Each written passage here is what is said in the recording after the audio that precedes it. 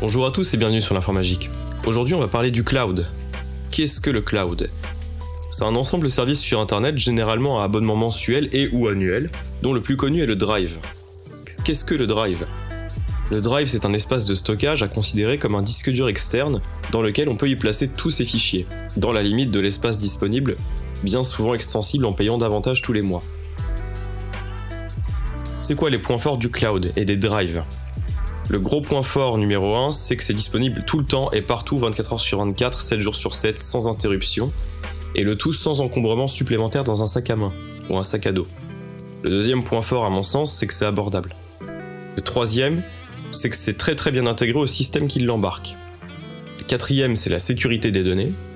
La cinquième, c'est le partage familial possible. Le sixième, c'est le fait que ce soit indestructible et que ça regroupe toutes vos données au même endroit. Et la septième, qui est un point à considérer, c'est que c'est souvent gratuit entre guillemets en entreprise, mais attention toutefois, cet espace ne vous appartient pas vraiment, je vais revenir après. Les points faibles pour moi par contre sont que si vous n'avez pas de réseau, il n'y a pas de cloud. Du coup, si vous n'avez pas de Wi-Fi, si vous n'avez pas de 4G, 3G, 5G, pas de données en cloud.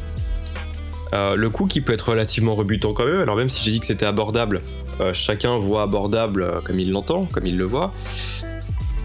Il y a aussi un autre point qui est important, c'est le souci de l'anonymat sur internet et de la protection des données en ligne. Ça peut faire peur pas mal de gens, j'ai eu le cas de figure de pas mal de connaissances ou de collègues qui m'ont dit « Ah, le cloud, ça fait peur, est-ce qu'on peut vraiment stocker ces données sans risque ?» Bon, on va en reparler après. Ça fait un mot de passe à retenir en général, en plus, donc ça peut être aussi un peu embêtant. Et selon les services et selon la pensée générale, ça peut être assez peu éthique, alors ça rejoint le souci de l'anonymat et de la protection des données. Pour parler des prix, alors on va commencer par parler des trois clouds les plus connus. Donc le premier, le cloud d'Apple, le iCloud, qui est gratuit pour 5 Go de stockage.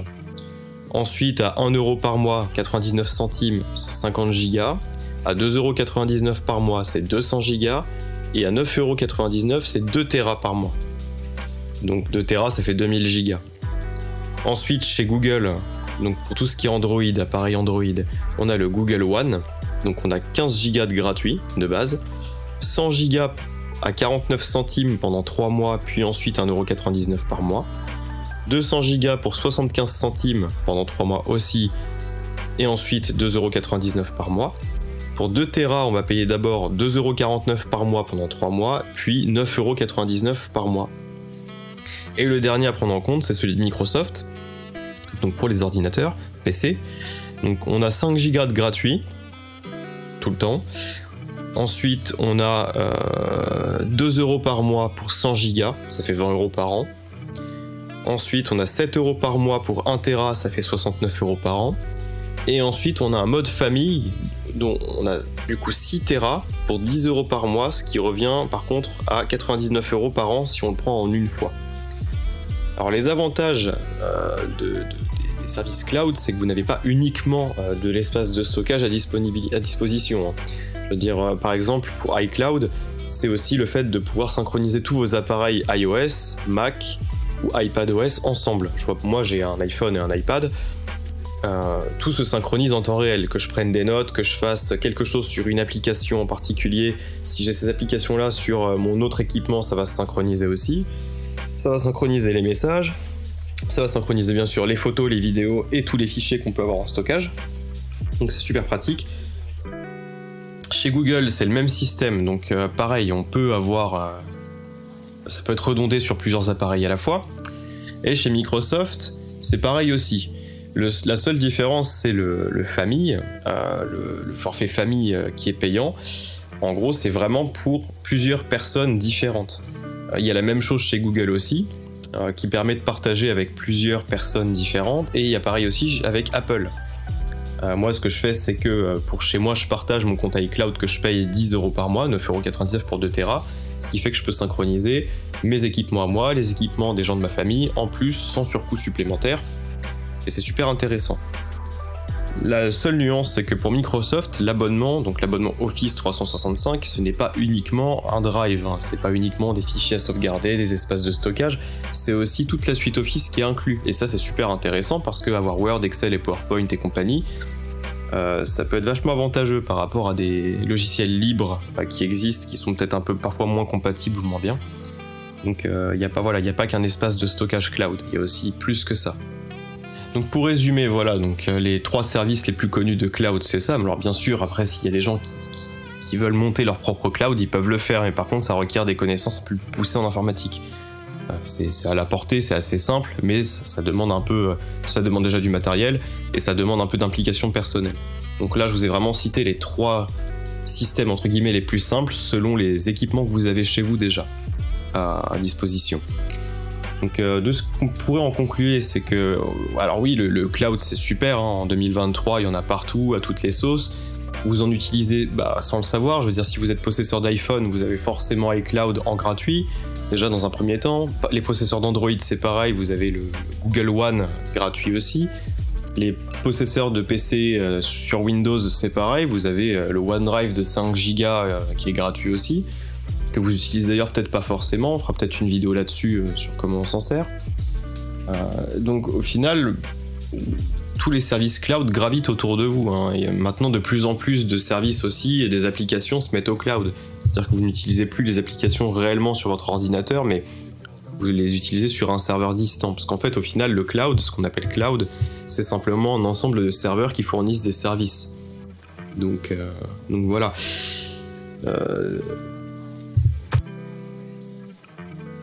On va faire aussi un parallèle et une petite parenthèse sur les autres moyens de stockage que vous connaissez sûrement, à savoir les clés USB et les disques durs externes. Il y a aussi les petites cartes d'appareil photo, les cartes SD, les cartes micro SD et tout ça, que vous pouvez aussi mettre dans vos téléphones portables. Ces choses-là sont bien parce qu'on les a en physique, on sait où elles sont, et on peut à peu près se débrouiller pour savoir que contient quoi. C'est-à-dire que si vous avez par exemple plusieurs disques durs externes, il y en a un par exemple c'est pour les photos de vacances, ce genre de choses-là, un autre c'est pour les papiers administratifs, ce genre de choses-là. Pour les clés USB c'est pareil. Par contre, il faut savoir que ce soit les disques durs externes, les clés USB ou les cartes mémoire, c'est des choses qui ont une durée de vie. C'est-à-dire que tôt ou tard ça tombera en panne, et faire du stockage même à froid dessus c'est possible. Ce que j'appelle stockage à froid, c'est vraiment un stockage, on le fait une fois et ensuite on l'enferme dans un coffre-fort. On peut faire du stockage à froid, ça marche très bien. Par contre, si c'est un disque ou une carte mémoire ou une clé USB que vous utilisez très souvent, il faut savoir qu'au bout de quelques années ça tombera forcément en panne.